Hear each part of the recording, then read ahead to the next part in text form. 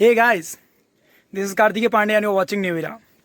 Guys, जैसा कि आप लोगों ने वीडियो का टाइटल तो देख ही लिया होगा कि इस साल जे एडवांस होगा कि नहीं होगा। तो अपन इस टॉपिक पे डिस्कशन करेंगे अच्छा खासा। बट आगे बढ़ने से पहले मेरा एक सजेशन है कि आप लोग यूट्यूब चैनल को हमारे सब्सक्राइब कर लीजिए, जिससे कि आपको ऐसे और भी ढेर सारे वीडियोज़ का नोटिफिकेशन मिलता रहे। ठीक है, और इस पूरा वीडियो को देखिएगा, उसके बाद अपनी राय दीजिएगा। मतलब पसंद आए तो लाइक करिएगा और ना पसंद आए तो अपना राय दीजिएगा। देखिए, मैंने आज मैं जब क्लास ले रहा था उस वक्त एक बच्चे ने कमेंट किया कि सर इस साल जेई एडवांस की बजाय जेई मेन से ही एडमिशन्स होंगे क्या, ऐसा बच्चे ने कमेंट किया। फिर एक दिन मैंने और भी मैं कमेंट पढ़ते रहता हूँ, तो मैंने वहाँ पे देखा था ये कमेंट, तो वहाँ पे भी ये कमेंट आया था। तो मैंने सोचा कि यार चलो सर्च करते। तो मैंने सर्च किया जेई एडवांस से रिलेटेड न्यूज़ के बारे में, या जेई एडवांस के बारे में सीधे सीधे सर्च किया। तो वहाँ पे मेरे को द हिंदू का एक आर्टिकल मिला, ठीक है ना। उसमें ये बात लिखी हुई थी कि ऐसा कुछ सोचा जा रहा है इस साल कि जेई एडवांस की बजाय जेई मेन से ही एडमिशन ले लिया जाए, और उसके पीछे कई कारण भी बताए गए थे, है ना। तो पहले तो मैं आप लोग को बता दूं कि ऐसा ऑफिशियल कोई नोटिस नहीं आया है कि जेई एडवांस इस साल नहीं हो रहा है, ठीक है ना। उसमें ये था कि ट्रिपल आईटी हैदराबाद के जो डायरेक्टर हैं उन्होंने अपना सजेशन दिया था, ठीक है ना।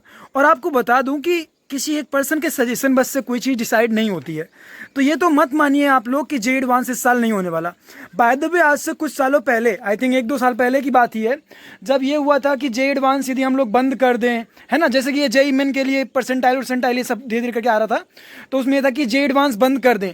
तो उस टाइम पे जेई एडवांस की कमेटी का आई थिंक यही रिप्लाई था कि अरे यार, एटलीस्ट जेई एडवांस ही ऐसा एक एग्जाम है पूरे भारत देश में जिसकी वजह से हमें क्वालिटी स्टूडेंट्स मिलते हैं, क्रीम स्टूडेंट्स मिलते हैं, और ऐसा एग्जाम भी बंद कर दें तो फिर आईआईटीज़ में अच्छे बच्चों का, जिसे कहते हैं, चयन नहीं हो पाएगा, है ना। क्योंकि आप लोग को ही पता है कि जेई मेन और जेई एडवांस के जो स्टैंडर्ड में अंतर होता है वो जमीन आसमान का अंतर होता है। जेई मेन में आप लोग को पर्टिकुलर टाइम में ज़्यादा नंबर ऑफ क्वेश्चन करने होते हैं। उन क्वेश्चंस का जो स्टैंडर्ड होता है वो एनसीईआरटी लेवल और लिटिल बिट उससे थोड़ा टफ हो सकता है, लेकिन इतना हाई नहीं होता कि बच्चे उसमें क्वेश्चन ना कर पाएँ। बट जब आप बात करेंगे एडवांस की, तो वहाँ पर क्वेश्चन का स्टैंडर्ड सच में अच्छा हाई होता है। वहाँ पर कोई भी क्वेश्चन रिपीट नहीं होता, हर साल नए क्वेश्चन फ्रेम किए जाते हैं, है ना। और बहुत कुछ ऐसे वेरिएशंस देखने को मिलते हैं जो कि पहली बार होते हैं, है ना। सो व्हाट आई थिंक कि यार जेई एडवांस का स्टैंडर्ड मेन इंपॉर्टेंट है। ये जेई एडवांस को ये मत समझिए कि जेई एडवांस बस एक एग्जाम है। जेई एडवांस एक, सच में देखा जाए तो मैं तो मानता हूं कि एक ऐसा तरीका है, एक ऐसा मात्र तरीका रहता है आईआईटीज़ के पास जिसकी मदद से वो लोग अच्छे क्रीम बच्चों को फाइंड कर पाते हैं। जैसे कि कई बार यार जेई मेन में कम नंबर पाने वाले बच्चे भी जेई एडवांस में बहुत अच्छा परफॉर्म करते हैं।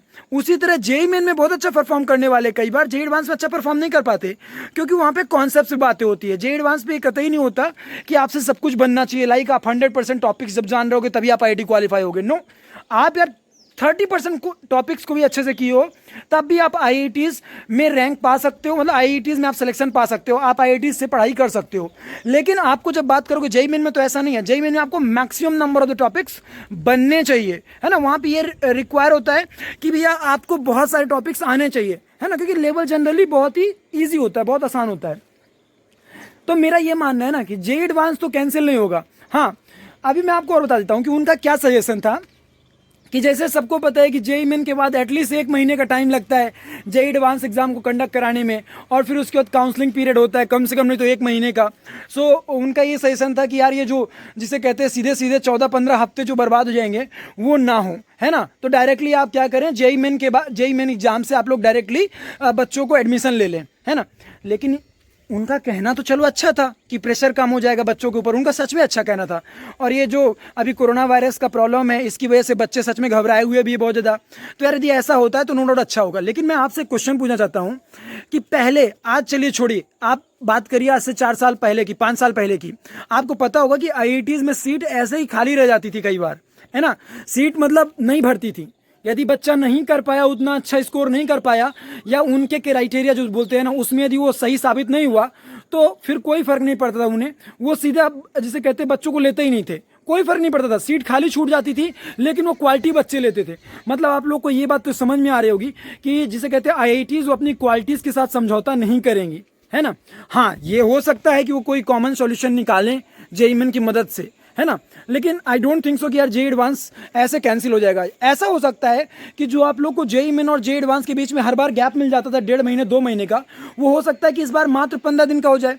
रातों रात फॉर्म रिलीज हो, 2 दिन फॉर्म फिल करने का टाइम दिया जाए, 3 दिन एडमिट कार्ड डाउनलोड करने के लिए, 5 दिन बाद एग्जाम करा दिया जाए, है ना, रिजल्ट के जस्ट बाद।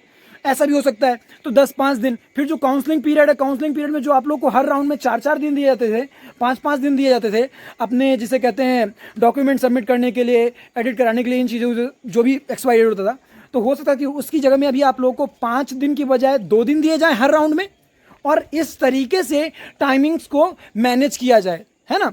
और एक बात और मैं आपको बता दूं, आईआईटीज़ को इसलिए बहुत ज़्यादा प्रॉब्लम नहीं होगी थोड़ा लेट सेशन स्टार्ट करने में भी, क्योंकि जब जाते हैं बच्चे ना वहाँ पे, तो 1 महीने तो शुरुआत में उनका कौन सा वो सेशन होता है आई डोंट नो, हम लोग के टाइम पे नहीं होता, लेकिन मेरे जूनियर्स का हुआ था आईआईटी बीएचयू में। उसमें वो बस योगा कराते हैं, ये खिलाते हैं, वो खिलाते हैं, ई वाला क्लब दिखाते हैं, वो वाला क्लब दिखाते हैं, फिर ईगो लड़का दिखाते हैं, ईगो लड़की दिखाते हैं, ऐसा काम करते हैं। मेरा कहने वाला जस्ट इंजॉय करवाते हैं पहला महीना ये रहता है कि भैया कोई बच्चे के ऊपर बर्डन ना डालो, बच्चा बस इंजॉय करे, है ना। तो व्हाट आई थिंक कि इसमें वो कटौती कर लेंगे सीधे सीधे। दूसरी चीज, बच्चों के ऊपर फर्स्ट सेमेस्टर में कोई कोर्स कट कर देंगे जिससे ज़्यादा बर्डन ना पड़े। फिर तीसरी चीज़, जो सैटरडे संडे की जनरली छुट्टी होती है हर जगह, वो सैटरडे की बस संडे बस की छुट्टी देंगे, सैटरडे की छुट्टी नहीं देंगे, है ना। जनरली होता क्या है कि हम लोग देखते थे 5 दिन ही होता था, 3 घंटे 4 घंटे क्लास चलती थी और 5 दिन चलती थी मुश्किल से, तो सैटरडे की छुट्टियां देना बंद कर देंगे। इसके अलावा और क्या कर सकते हैं वो लोग, जैसे कि विंटर वेकेशन जो होता था, है ना, जब इंटर आईआईटीज़ कंपटीशन होता है दिसंबर के मंथ में, तो हम लोग देखे हैं कि 1 दिसंबर के पहले ही, क्योंकि प्लेसमेंट्स स्टार्ट होते हैं 1 दिसंबर से, तो 1 दिसंबर के पहले ही हम लोग की छुट्टी कर दी जाती थी, है ना। और फिर हम लोग जाते तो वहाँ पे 1 और 2 जनवरी को, कई बार हम लोग 25 दिसंबर को भी गए हैं, लेकिन जनरली 1 महीने गैप मिलता था विंटर वेकेशन। तो हो सकता है कि इस बार वो विंटर वेकेशन काट दिया जाए, तो उन्हें इतना प्रॉब्लम नहीं होगा थोड़ा लेट सेशन स्टार्ट करने में भी। सो व्हाट आई थिंक यार, उनका सजेशन तो बहुत अच्छा है डायरेक्टर सर का, एंड नो डाउट ये बच्चों का प्रेशर कम करेगा, लेकिन ये आप लोग मन में एकदम क्लियर करके चलिए कि अभी के हिसाब से तो जेईई एडवांस कंफर्म होगा, क्योंकि उनके पास मल्टीपल ऑप्शंस हैं।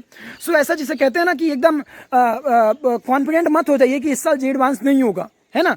मैंने द हिंदू का वो जो आर्टिकल देखा, और उसके अलावा मैंने और भी जगह देखा, बच्चों के कमेंट्स देखे, उनके अंदर एक जिसे कहते हैं ना कि अंदर से अलग ही उमंग आ रहा था कि भैया हो सकता है एडवांस इस साल ना हो। यार एडवांस नहीं होगा ना, तो आप लोग को लगता है जेईई मेन से बेनिफिट नहीं होने वाला, कि जेईई मेन से जिसे कहते हैं मार्क्स के बेसिस पे यदि सिलेक्शन हो गया तो जेईई मेंस के बेसिस पे आप लोग का बेनिफिट हो जाएगा। आई डोंट थिंक सो यार, अच्छे बच्चों को तो कतई नहीं होगा जो कॉन्सेप्ट पे मात्र काम करते हैं, ठीक है ना।